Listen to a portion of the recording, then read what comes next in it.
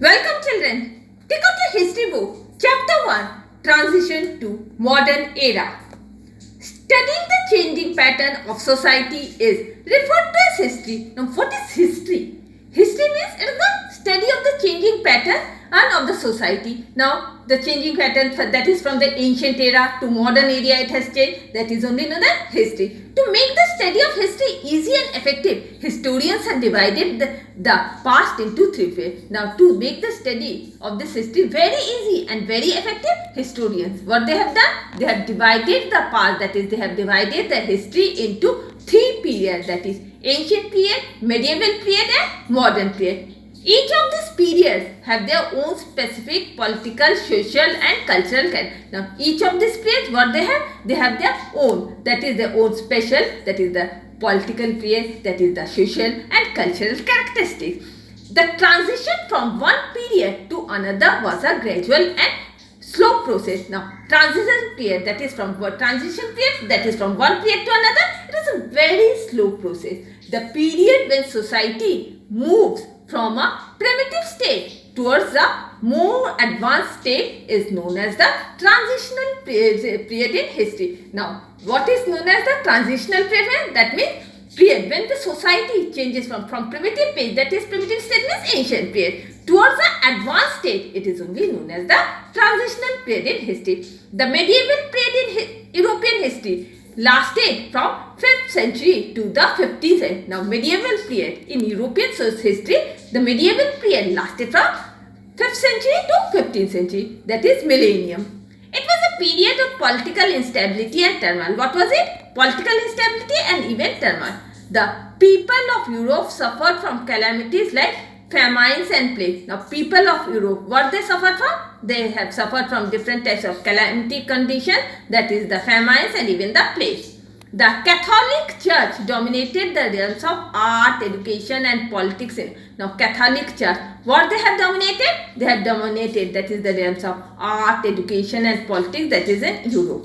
It was around this time that the Europeans began to question the age-old belief. Now it was which time? It was during this time where the Europeans, what they have started? They have started to question, that is the age-old beliefs and even the practices which were followed by the church for the past few centuries. This phase marked the transition from the medieval period to modern period. Now this period, what it has marked? It has marked the transition period, that is from the medieval period to the modern period. The study of transition is important as it helps us to understand the reasons behind the decline of the old periods and the emergence of the new period. Now this phase, what does it mark? It marks, that is the transition period from the medieval period to the modern period. And the study of transition, it is very much helpful because it helps to understand the reason which is going to be declined from the old period and to emerge into the new period. The modern period began at different times. Now modern period, what it has started? It has started in different times in different parts of the world. In Europe, it started in the 15th century. You know when it started? It has started in the 15th century. In India, it is believed that modern period began with the advent of the British. And in Europe, what it is believed? It is believed that modern period, when it has started with the coming of the British. Now, sources of history. The development of a period can be understood with the help of different sources material like coins and seals or books and documents. Now, development of the period, how can it be understood? It could be understood by the different sources of material, that is through the coins, through the seals, through the books and documents. Historians have used various types of resources to reconstruct the history of a certain period and understand it better. Now historians, what they have used? They have used different types of sources. Why? In order to reconstruct the history, it is of certain period and to understand it more better. These sources can be classified into two groups. Now these sources, how can they be classified? They can be classified into two groups, that is primary sources and even the secondary sources. Now what are primary sources?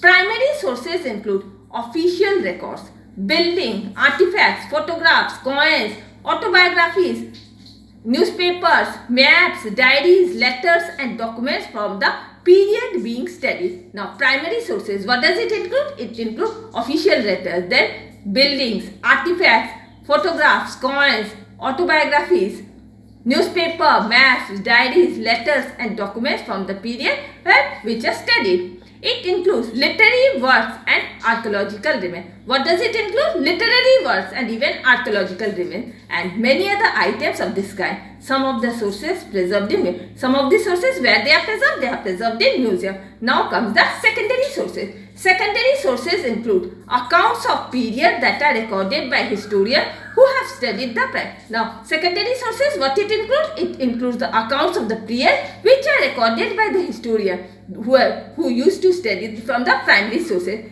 This interpretation constitutes secondary sources. Now, this interpretation, what does it consist of? It consists of secondary sources and are found as reports, reviews, books, journals, etc. And their interpretation, they constitute the secondary sources and they are found as reports, reviews, books and journal. Now, transition from the medieval period to modern period. Now, which is called the transition period. What is called this transition period?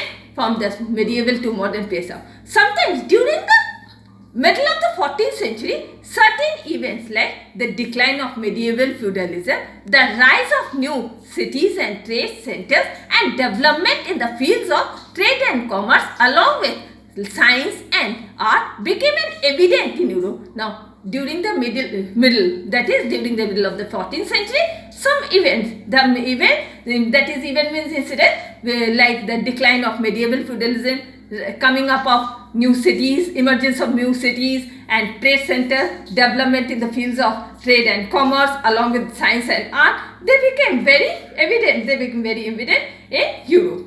These events brought in changes that were non-racial, that they can be said to have begun a new period. Now, these changes cannot be said so racial because they have said that they have begun a new period. These changes mark the transition period. Now, these changes, what it has marked? It has marked the transition period of Europe from the medieval period to the medieval period to the modern period. Hallmarks of modern period. Now, what are the hallmarks of modern period? That is, following are the general features of the modern period. What are they? They are the general features of the modern period. First is growth of democratic institutions. Second is industrialization. Fourth is urbanization, trade and colonization. Growth of scientific temper, questioning established religious tradition, rationalism, humanism. Now, Renaissance. What is Renaissance? The meaning of Renaissance is rebirth. Renaissance is rebirth. It was a movement that began in Italy in the 14th century and then spread to all over. Now, Renaissance, where it began? It began in Italy. It began during the 14th century and after Italy, it spread to all over Europe. This movement witnessed a series of new development in the fields of art, architecture, science and literature that were independent of the church. Now, this movement, what it saw? It saw many developments in the field of art, architecture, science and even literature that were totally independent of the church. The fall of the Constantinople in 1453, the center of knowledge of the Roman Empire or the Ottoman Turks was the main reason for the birth of Renaissance. Now, what were the main reasons for the birth of Renaissance? That is, first is the fall of Constantinople, where it was held in the year 1453. The center of knowledge, that is the center of knowledge of the Roman Empire to the Ottoman Turks. This was the main reason that gave birth to the Renaissance. Many Greek scholars fled and took shelter in Italy. Now, during Renaissance, what happened? Many Greek scholars, they started to living. They fled away from their original place and then they took shelter in Italy. As a result, the universities of Florence, Venice and Milan in Italy became important center of education. And for this reason, what happened? Universities of Florence, Venice and Milan, they became the important centers of education. An important feature of the Renaissance was the rise of literacy. Now, another important feature of Renaissance, what was it? It was the rise of literacy.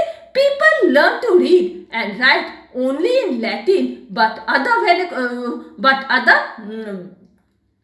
vernacular languages too. Now, during this time, people, what they learn to read? They started to learn to read not only Latin. Previously only Latin was used but they also started to learn vernacular languages. This was the time we saw the emergence of great universities like Oxford, Cambridge and Naples. And during this time, the universities like Oxford, Cambridge and Naples came into existence. The spread of knowledge created a new kind of thinking. Now, spread of knowledge, what it created? It created a new kind of thinking. The Renaissance reached its height in the 16th century in the Italian city-states of Venice, Genoa, Milan, Bologna and Now, Renaissance.